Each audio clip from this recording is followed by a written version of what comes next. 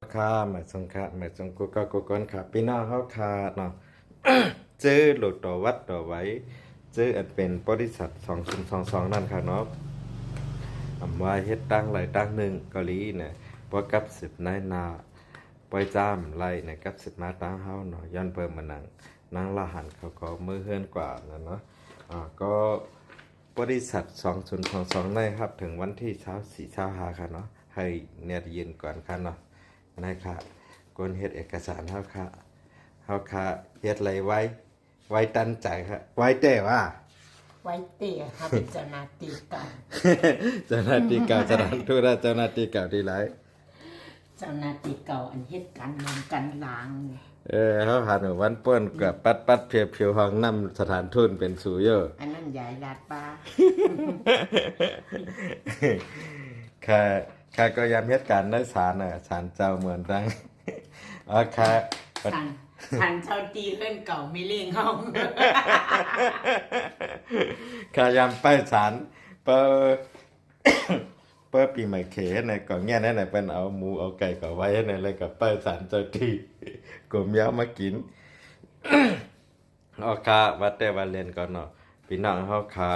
เจอไหลต่อวัดไว้นั่นไหลเยาก็มีติยุ่มย้ำมีติยุ่มใจเนี่ยก็กับสิบมาตั้งเฮาค่ะไหลค่ะเนาะตั้งเฮาค่ะยุ่มย้ำไหลหัวปากเตรียมค่ะเนาะ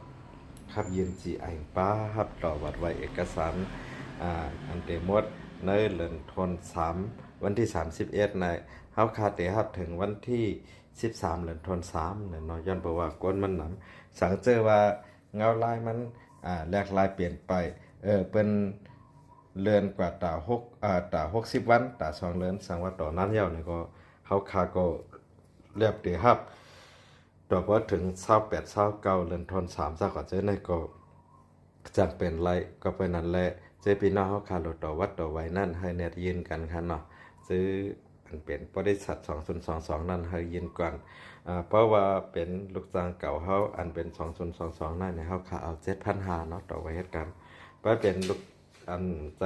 2022นะครับเฮาค่าเอา7,000เพราะลูกต่างตีเข้ามาอยู่ในจ้างเฮาในบริษัทเฮาเนี่ยเฮาค่าเก็บอยู่ที่ 8,000 บาทนะครับเนาะพอมีเจ้านายมีเอกสารมาเนี่ยเฮาค่าดำเนินการว่ามีประกันสังคมเนี่ยเฮาค่าเอาอยู่ที่ 6,000 บาทพอมีประกันสังคมแต่ละมีไว้ประกันสังคมล่าสุดจากกว่าจะได้นะเฮาค่าเอาอยู่ที่ 5,000 บาทนะเนาะกว่านั้นแหละตั้งเฮาค่ายุ่มย้ำไว้วางใจเลย6ปากเต็มเนาะเอาค่าเงินเติมค่าตั้งเฮาค่าได้มีแจกค่ำมีแจกรถแจกกาค่ะนะแล้วก็